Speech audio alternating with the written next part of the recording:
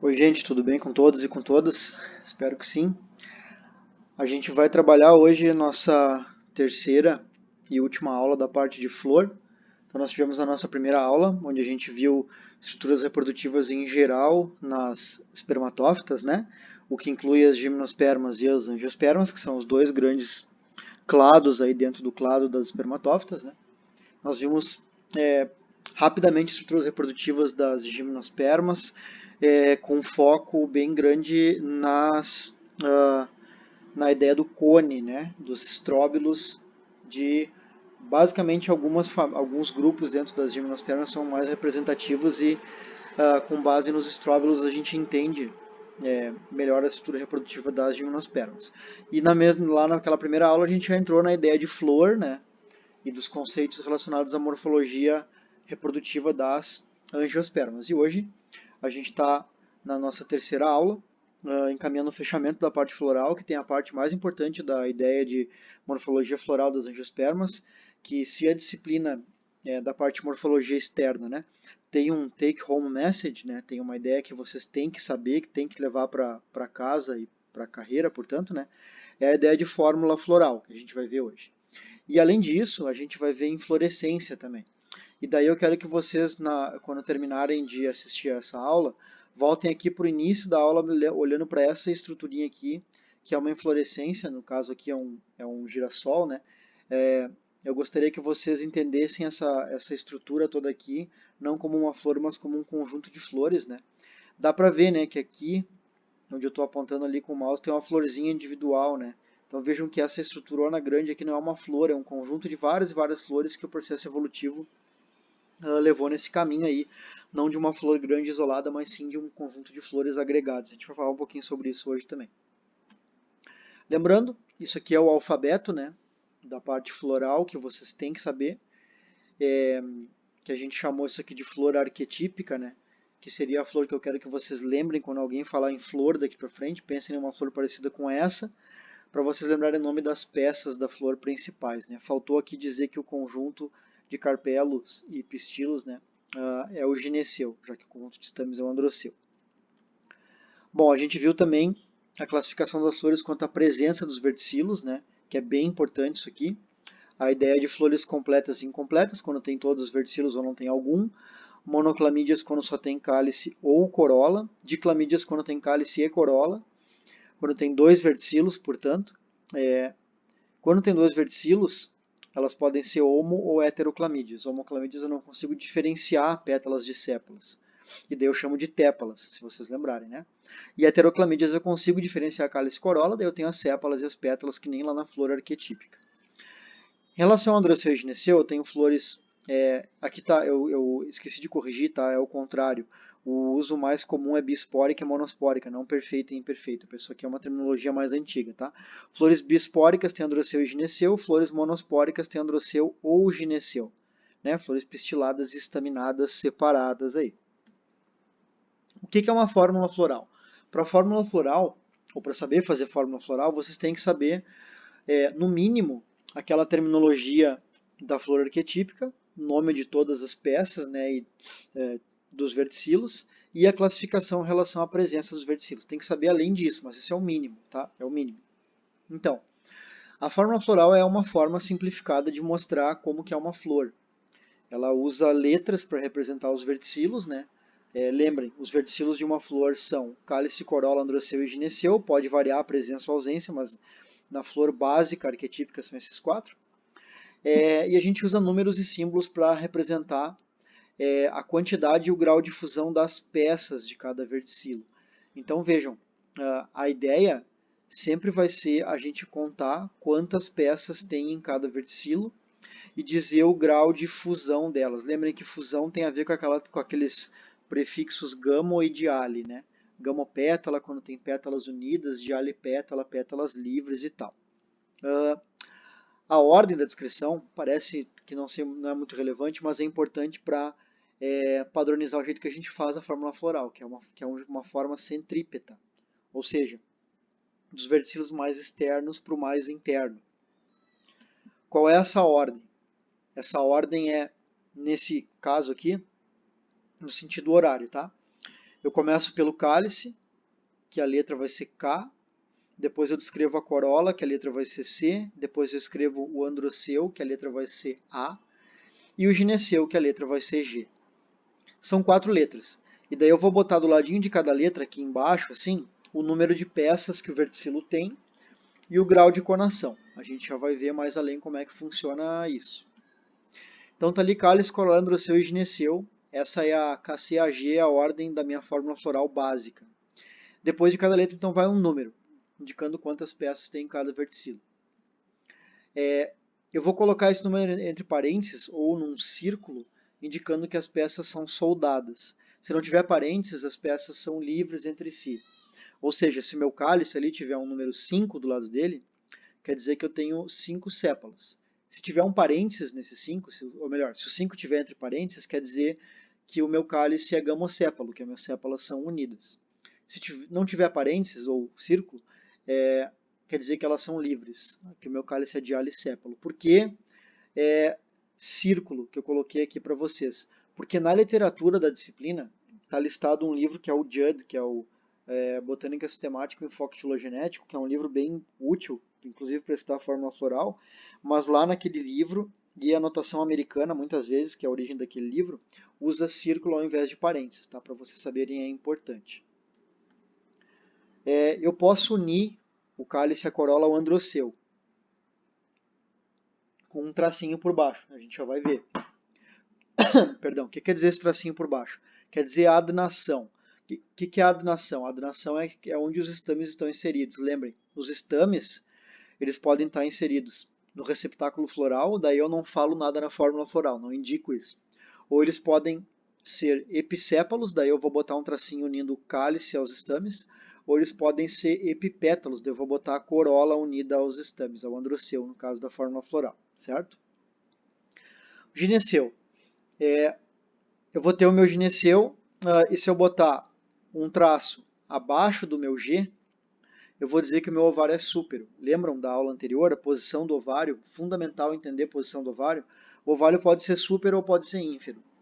Se eu botar um traço embaixo, eu estou dizendo que o meu traço representa sempre o receptáculo, tá?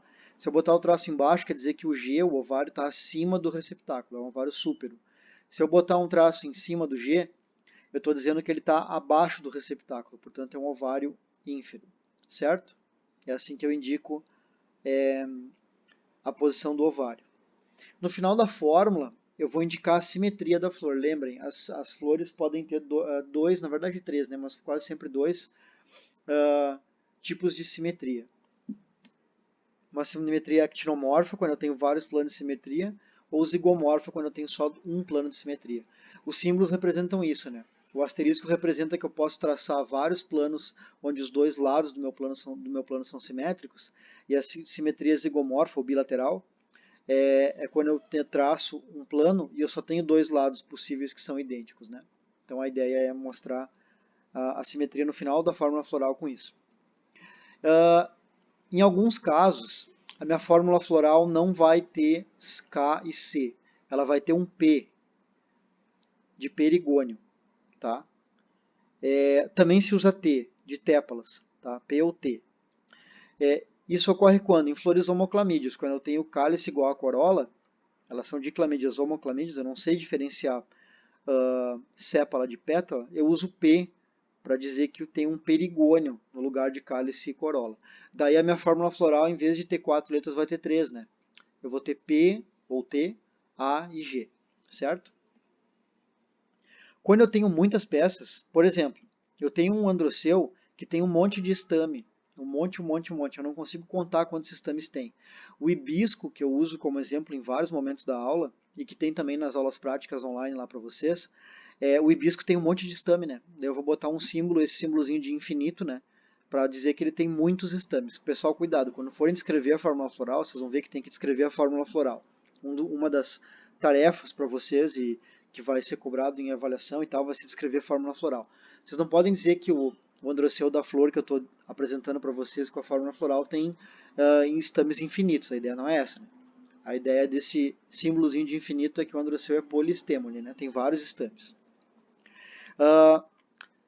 Se a flor não é nem actinomorfa, nem zigomorfa, eu vou dizer que ela é assimétrica. E daí tem esse símbolo aqui para representar flores assimétricas, tá? Não é comum. A maioria das flores vão ter um tipo de simetria dessas duas aqui. Diagrama floral. Na literatura, vocês vão ver que além da... Isso aqui é uma fórmula floral, tá? Está dizendo o quê? Que a flor tem 5 sépalas livres, 5 pétalas conadas, né? Corola, gamopétala, 5 estames livres, Mandraceu de Alistemone, e um ovário súpero está embaixo do 2. Isso aqui, no Brasil, quase não se usa isso. Se bota o súpero aqui, ó, embaixo do G. Um ovário súpero com 2 carpelos unidos, né? Gamocarpelar o ovário, porque tem o parênteses aí. E a simetria está antes da fórmula, viram? Isso aqui é a notação americana. Isso aqui não é como eu uso, eu não quero que vocês usem assim, tá? Na literatura americana é muito assim em algumas escolas de botânica e tal. O mais usado no mundo inteiro é botar o símbolo de de actinomorfia do lado, depois da fórmula, tá?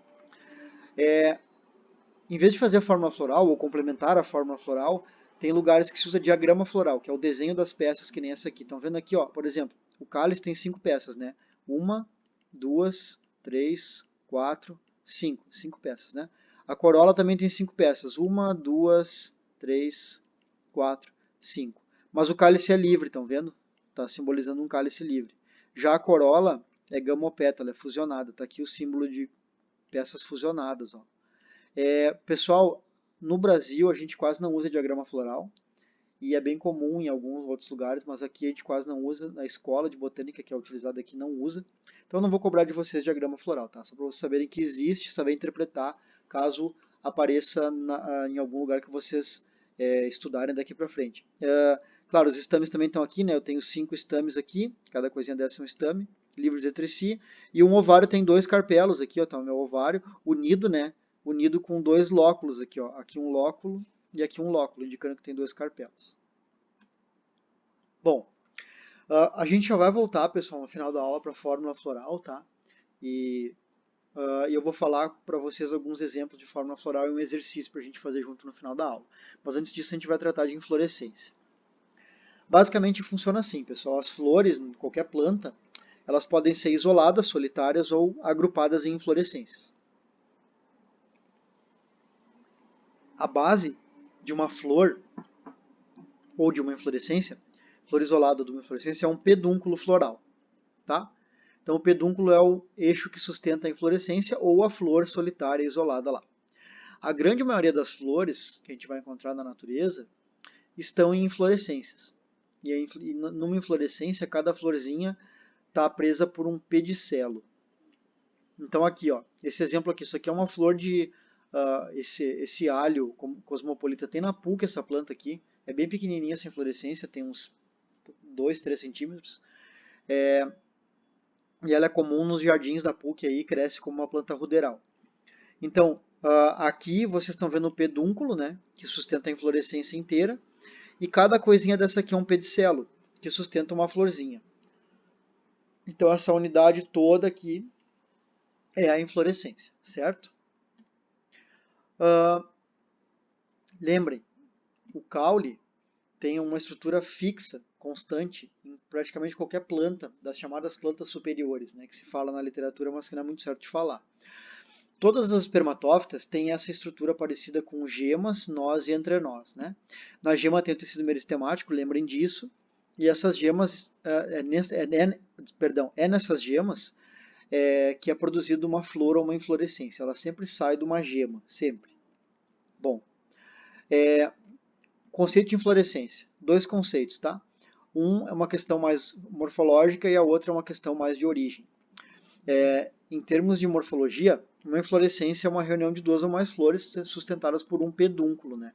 Então isso aqui, por exemplo, é um trigo, aveia e tal. Já devem ter visto essa planta aqui, nem que seja como ornamentação de arranjo floral, o pessoal usa. Cada coisinha que vocês estão vendo aqui dentro tem uma florzinha. Na verdade tem várias florzinhas aí, florezinhas, né?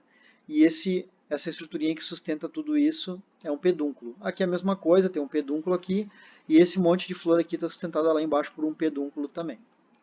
Tem uma ideia um pouco mais ontológica, portanto de origem, né, do órgão da inflorescência, ou do conjunto de órgãos, chamando a inflorescência de sistema caulinar.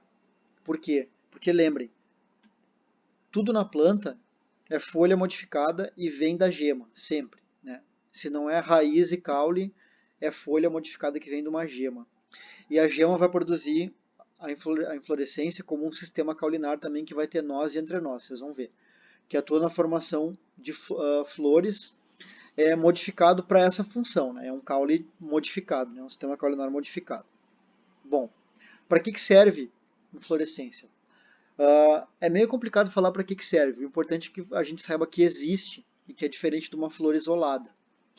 Inflorescência é super importante, por exemplo, para identificação botânica. Eu sei que isso aqui que vocês estão vendo, essa planta aqui, é uma dessas margaridinhas do campo aí, que é da família Asteraceae. Eu sei a família por causa desse jeitão da inflorescência, que é uma inflorescência do tipo capítulo, a gente já vai ver.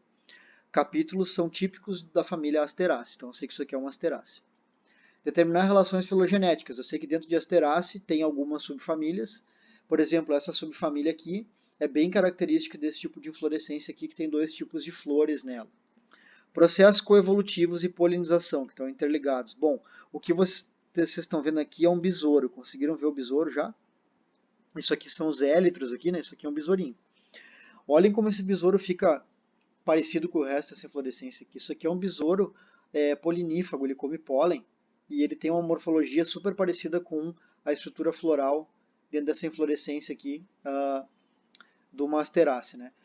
Claro que isso aqui não é muito específico, mas a ideia de coevolução, flor, inflorescência com animais é super bem conhecida e é super importante, né? E muitas vezes os animais determinam a forma da inflorescência das plantas e das flores também. Bom, morfologia geral da inflorescência. Por que a inflorescência é um eixo caulinar modificado, né?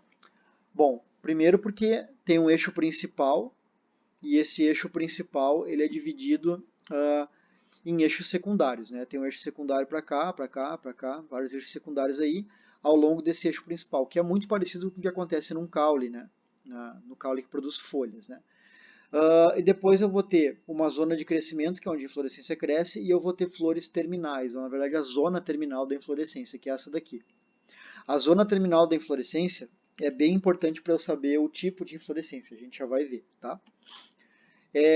Flores quanto à inserção na inflorescência. As flores, elas podem ser sésseis ou pediceladas, é bem simples. Flor pedicelada tem pedicelo, flor séssil não tem pedicelo. Ela se insere diretamente no eixo da inflorescência.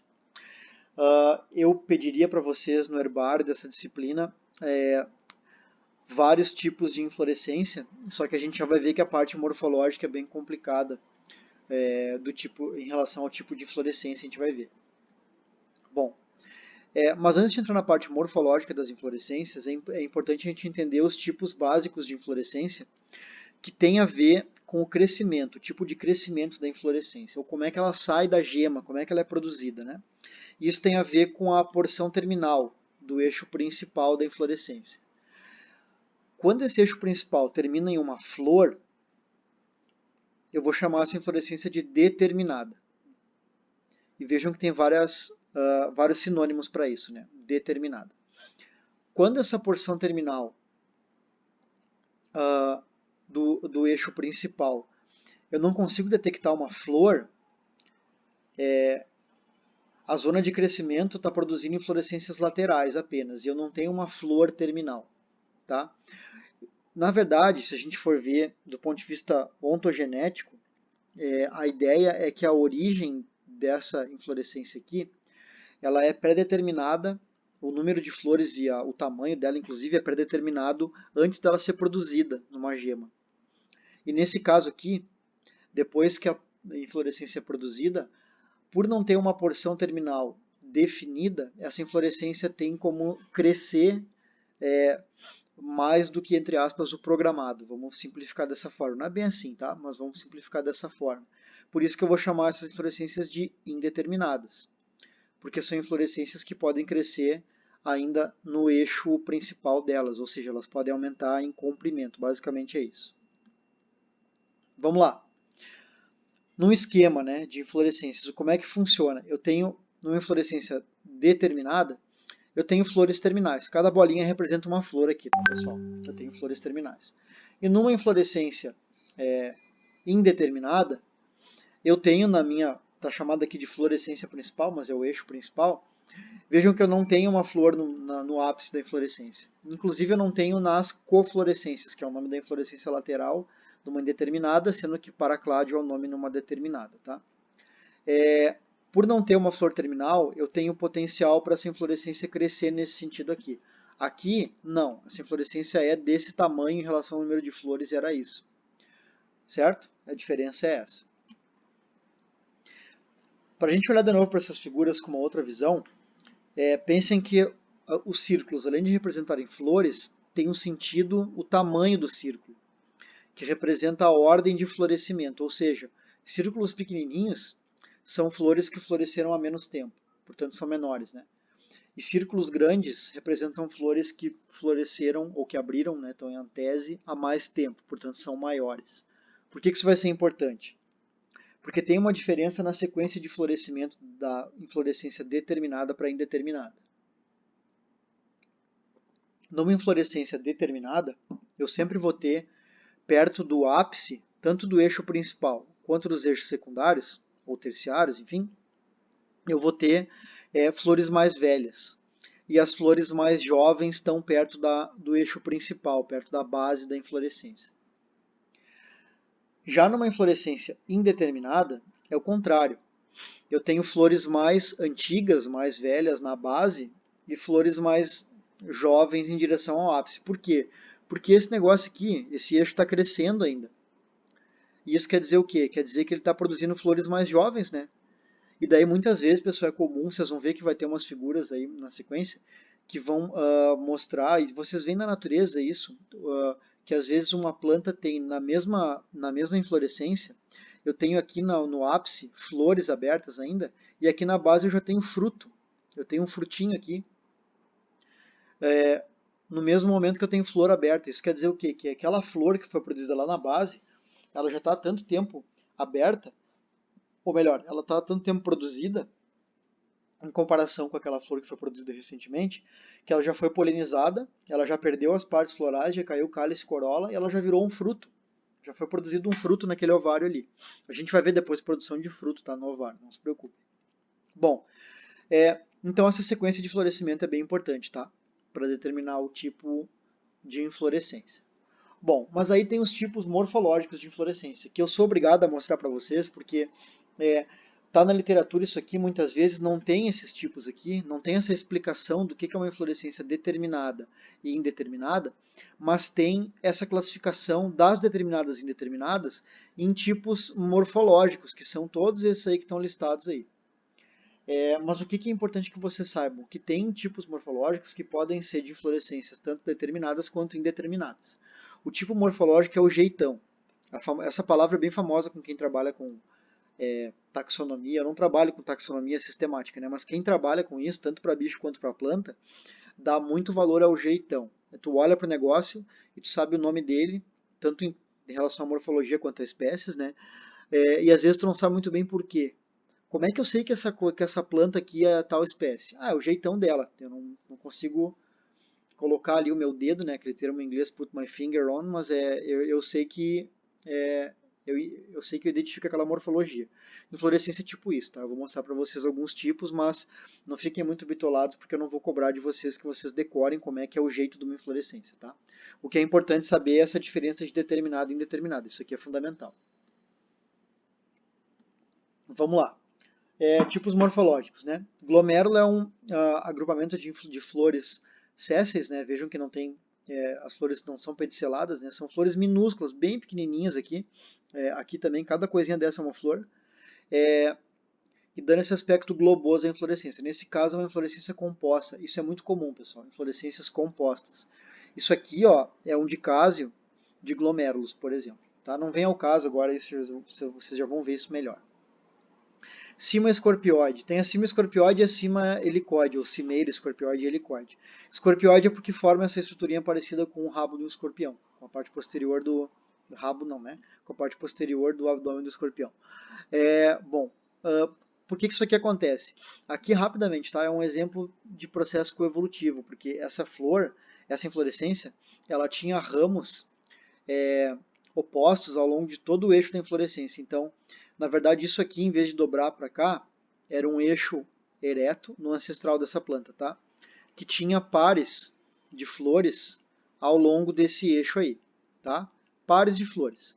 O que aconteceu ao longo do tempo evolutivo?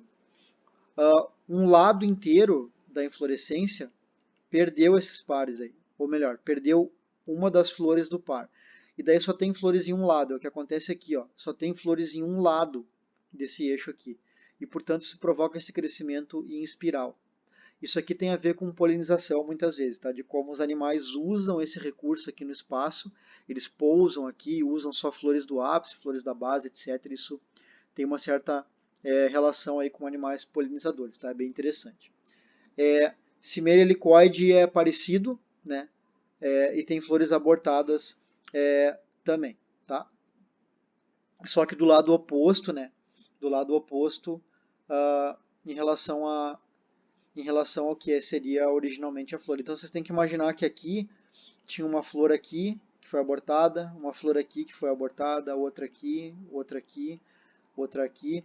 Então essa inflorescência seria também parecida com essa que eu desenhei aqui, só que em vez de abortar todas as flores de um lado da inflorescência, abortou uma de cada lado de maneira alternada.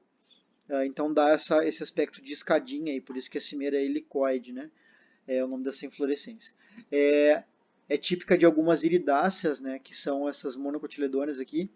Vejam por que eu falei que é monocotiledônea, é coisa do jeitão. Porque eu olhei para essa flor aqui e eu estou vendo que ela tem tépalas, estão vendo? Tem uma tépala, 3 tépalas mais atrás e 3 tépalas mais na frente. E flor que tem tépala e tem perianto ou perigônio múltiplo de 3, quase sempre é monocotiledônea. Por isso que eu já falei de cara que é. Bom, cimeira paniculada tem esse jeitão que forma esse polígono aqui parecido com um cone, a inflorescência, tá? É comum em algumas anacardiáceas, além de outros grupos aí também. De caso, uma inflorescência super comum em vários grupos. Sempre tem flores aos pares, né? E mais a flor terminal, claro, mas sempre aos pares. Vejam que isso aqui é um dicásio simples, produz 2 flores, né? Mais a terminal. E o dicásio composto produz 2 ramos e cada ramo se divide em 2.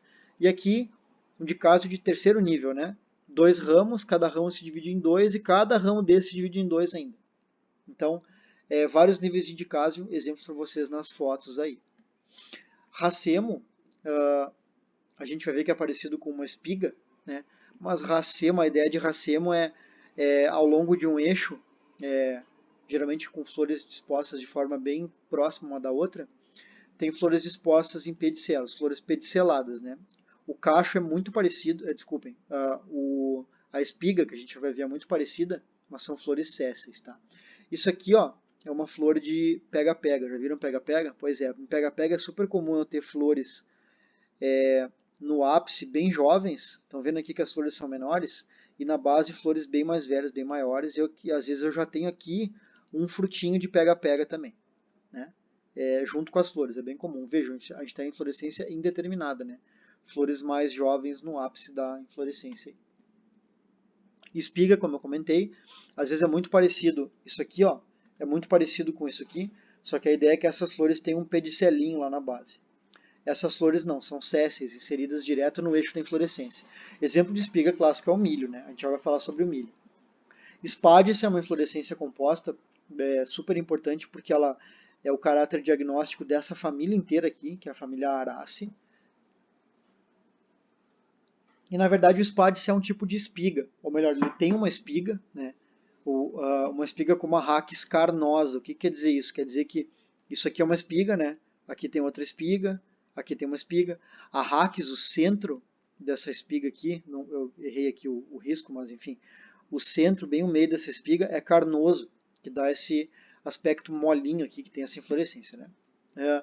Tem espigas enormes, né? Como essa daqui que eu vou falar sobre ela já, o Amorphophallus aqui. E além disso tem uma bráctea vistosa que é a espata, com T, que é esse órgão aqui. No caso do Amorphophallus, essa planta aqui, a espata é esse negócio enorme, tamanho de uma pessoa, né? E a inflorescência é maior que uma pessoa. É a maior inflorescência do mundo, teoricamente. E essa flor é bem peculiar. A Cris vai falar sobre ela para vocês em mais detalhe em Botânica das Espermatófitas, mas ela é conhecida como flor cadáver. que ela tem um cheiro, quando ela abre essa planta, ela tem um cheiro de podre, de cadaverina fortíssimo. Então vocês já devem ter, e ela tem flores muito, muito pequenininhas. Parece que esse negócio aqui é um tecido liso, né, único, mas ele é composto por milhares, literalmente milhares, talvez milhões, não sei, de flores aqui. Essas flores pequenas são polinizadas por quem? Qual é a atratividade de uma flor que tem cheiro de podre, né, de uma inflorescência com cheiro de podre? Bom, elas são polinizadas por moscas, né? Por moscas. É bem legal a biologia dessa planta aqui, a Cris vai falar para vocês em mais detalhes no próximo semestre aí.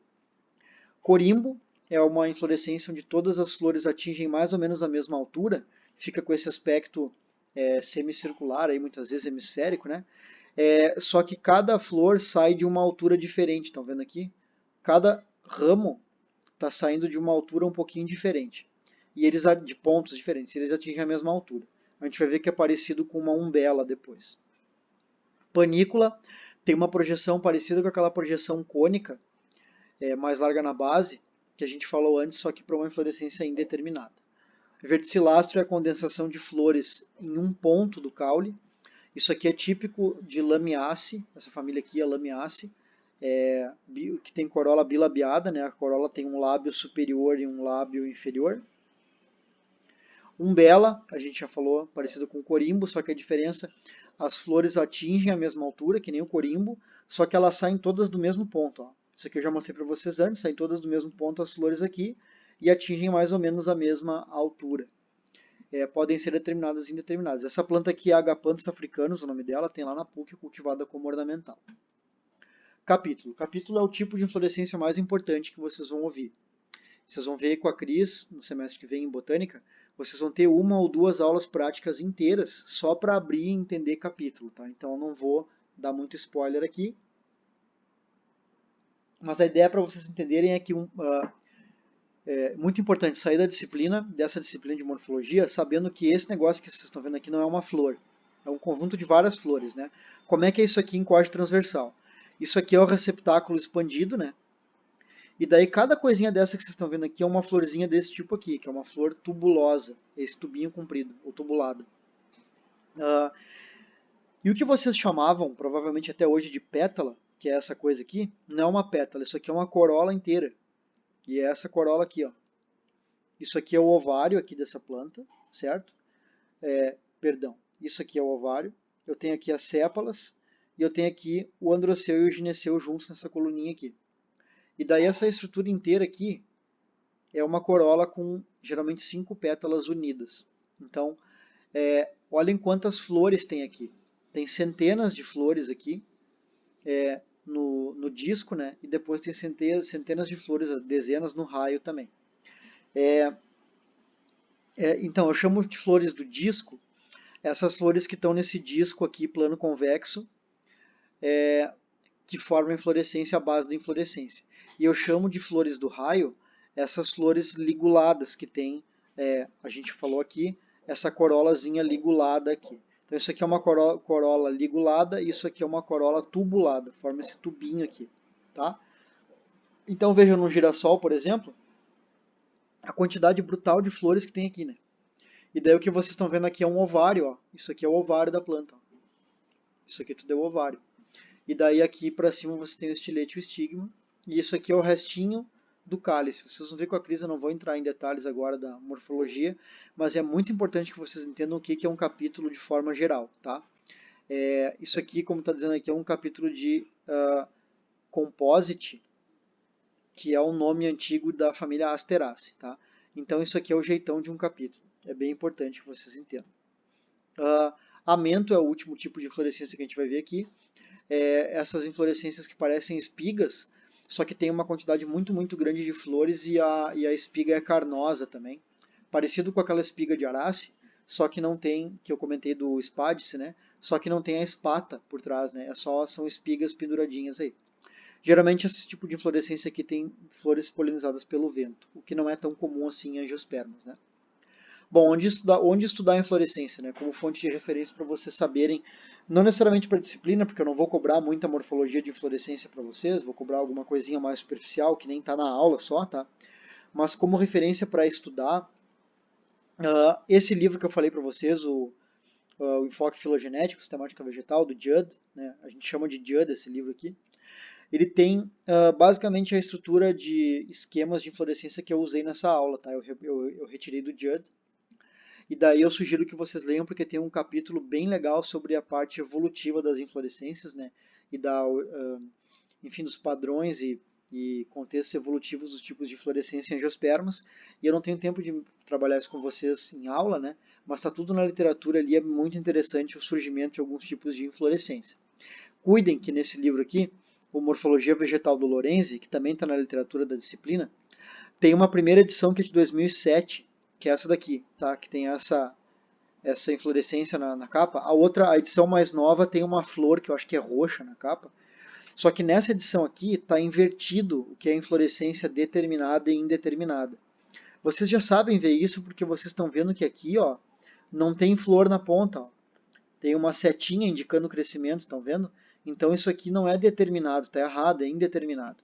Então as determinadas e indeterminadas estão invertidas. Cuidado se forem estudar por esse livro aqui, porque está invertido. Vamos falar um pouquinho do milho, para vocês entenderem algo prático em relação à inflorescência. O milho é uma espiga, vocês sabem disso porque o nome do negócio é espiga de milho. Mas o que é o milho, né? Todo mundo já comeu milho, né? Esse milho verde aqui e tal, na praia. O que é cada unidadezinha do milho que a gente come? Então, vários de vocês devem ter pensado em me responder semente, né? Só que o milho, ele é uma angiosperma. Sendo uma angiosperma, ele tem carpelo. Tendo carpelo, a gente vai ver na aula de fruto, ele produz um fruto. Então, cada coisinha que vocês estão comendo aqui do milho, um grãozinho, que se chama de grão de milho, é um fruto. E ele veio de um ovário. Se ele veio de um ovário, ele veio de uma flor. Então, olhem quantas flores tinha uma espiga de milho. Pois é, que a espiga de milho é uma espiga no contexto de tipo de inflorescência também, que são várias flores sésseis, né, em diferentes níveis do eixo principal da inflorescência. Então, o milho é um monte de florzinha num eixo principal de inflorescência, em espiral, na verdade, aí, que não tem pedicelo, né? Elas não são pediceladas, elas são inseridas direto no eixo de inflorescência. Bom, vocês já comeram milho, já abriram milho provavelmente. O que é o cabelo do milho? Já pararam para pensar? Vamos tentar entender o que é o cabelo do milho. Isso aqui é uma espiga de milho que foi aberta e eu tenho ali o cabelinho do milho. Inclusive esse aqui está escurinho na ponta, né? O que é isso aqui? Parem para pensar um segundinho e tentem responder para mim o que é o cabelinho do milho que a gente tira para comer e tal. Bom, sendo o milho uma angiosperma, tendo carpelo, tendo flores, né? A gente tem que imaginar que em algum momento cada grão de milho era uma flor. Uma flor tem ovário, se isso aqui é um fruto, né? E ela tem que ser polinizada. Como é que ela é polinizada? Como é que chega dentro do milho com esse monte de palha aqui em volta? Um grão de pólen para polinizar o milho e para ele produzir um fruto, né? Bom, o grão de pólen vem de outra, a gente já vai ver isso, de outra flor, que é uma flor masculina, né? Isso aqui é uma flor só feminina, uma flor ginospórica que produziu isso aqui. E lembrem o nome da estrutura que vai até o ovário. Eu tenho um ovário, né? Eu tenho o estilete e eu tenho os estigmas lá na ponta do estilete, né? O ovário vai gerar isso aqui. Beleza. O que é o estilete e o estigma? Bom, o pretinho que vocês estão vendo aqui é um monte de estigma. Aliás, eu acho que eu comentei em alguma aula para vocês já, a palavra estigma quer dizer mancha. Por que o nome do estigma é estigma, né? Em latim isso? Porque o pessoal que estudava as primeiras plantas, que entendeu para que servia o estigma, via que o estigma quando era jovem, aquela estruturinha lá quando era jovem, essa aqui que recebe pólen, né? Quando era jovem era clarinha, e depois que recebia o pólen ficava escura. Ficava como? Manchada, por isso que o nome é estigma, tá? Isso aqui recebeu pólen, o milho é uma monocotiledônia, polinização pelo vento, tá? O pólen chegou aqui, chegou no estigma, em cada um desses estigmas aqui um grão de pólen chegou, vários chegaram, né, mas um germinou, e entrou lá o grão de pólen germinado, vocês viram isso com a Eliane já, pelo estilete. Então está aqui o estigma, o cabelo do milho é o estilete, e o estilete vai levar o grão de pólen até aquele ovário lá embaixo, e vai fecundar, no fim das contas, aquela oosfera lá, e vai gerar um embrião. né? Por isso que se a gente pega um grão de milho e bota no algodãozinho, ele germina. Não todos, né? Mas alguns vão germinar. Então isso é o cabelo do milho. E a palha do milho, se isso aqui são flores de uma inflorescência, como é que é o nome da folha modificada que tem na base de uma inflorescência? É bráctea, né? Então as palhas do milho são brácteas. Isso aqui é uma planta de milho, a parte superior da planta de milho. Isso aqui, para quem é do interior, já viu isso aqui alguma vez? Isso aqui é o pendão do milho que o pessoal chama. O que é o pendão do milho? O pendão do milho só tem flores estaminadas. Tem flores androspóricas. Essas flores produzem o quê? Pólen aonde? Nessas anteras excertas, que é o nome aqui, excerto quer dizer para fora, tá? Isso aqui tudo é anterinha, estão vendo? Esses amarelinhos aí, antera produzindo pólen. E elas são anteras versáteis, né? Produzem um monte de pólen, libera no vento, tal, que nem um saleirinho. E esse grão de pólen sai daqui e vai polinizar o quê? Vai chegar lá no estigma. O milho, se a gente for caracterizar ele em relação à separação dos sexos, entre aspas, né, das flores, o milho, portanto, tem flores pistiladas e estaminadas separadas, né? E eles têm flores pistiladas e estaminadas separadas no mesmo indivíduo, porque na base de um pé de milho eu tenho as espigas, né, de milho, que produzem o que a gente come, né? Portanto, tem flores ginospóricas.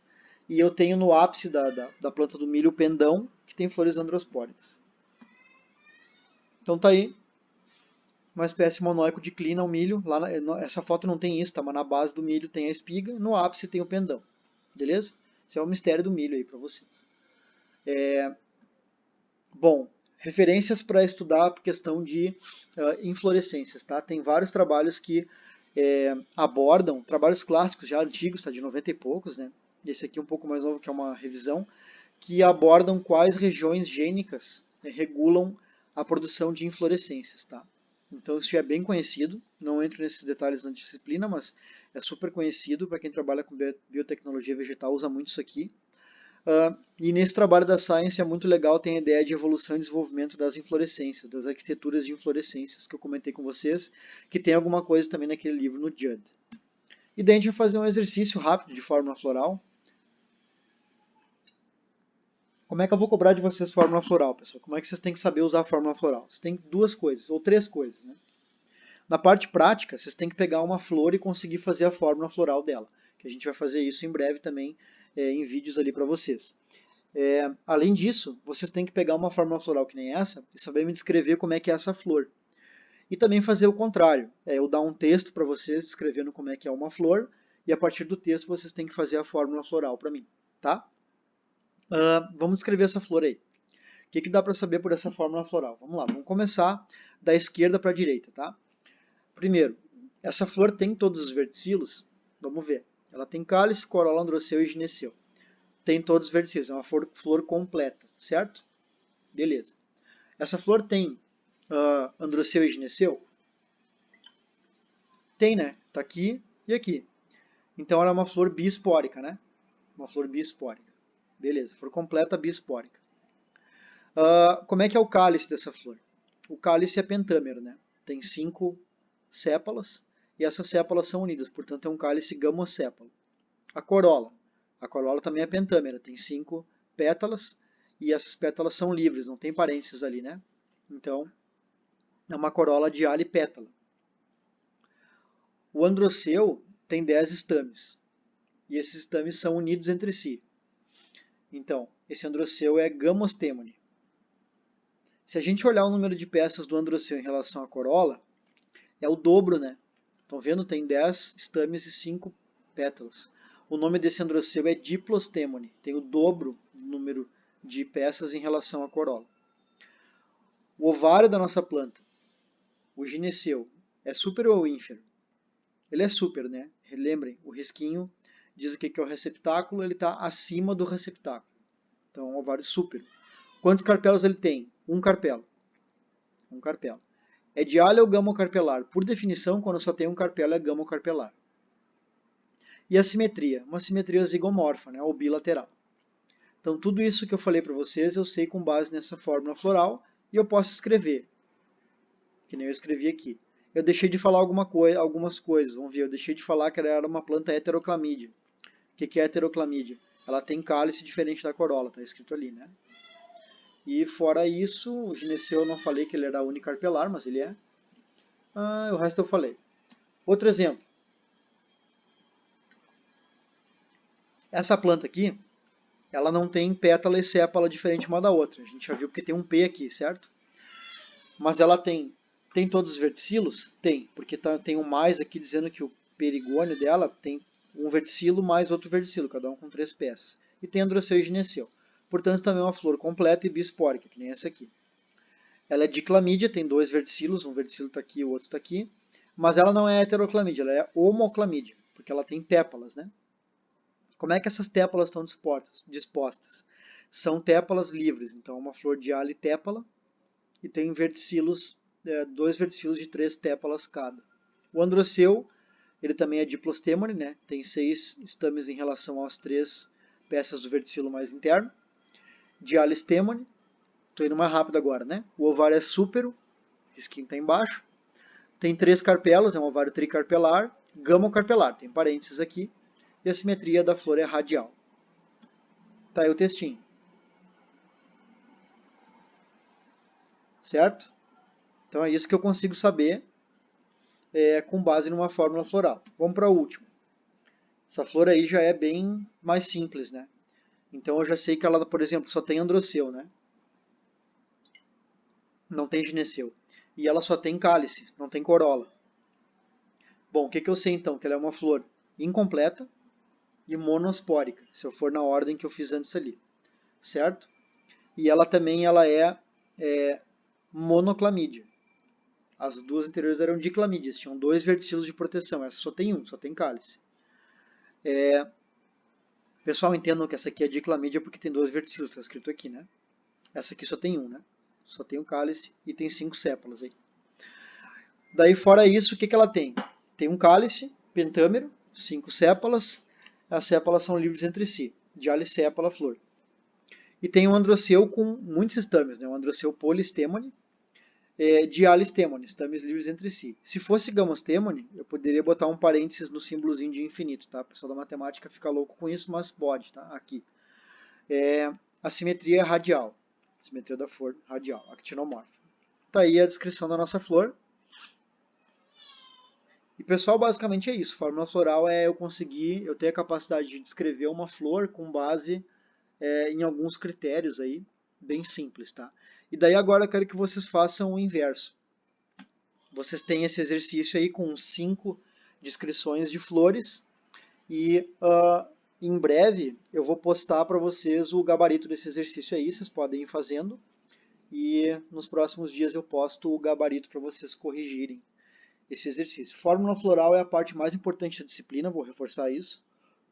Então, por favor, estudem, prestem atenção nessa aula, vejam mais de uma vez se necessário. Acessem o material online lá que tem sobre fórmula floral e se tiverem dúvidas, por favor, postem lá no nosso módulo do Moodle que é para isso, tá? Um abraço aí para todos e para todas.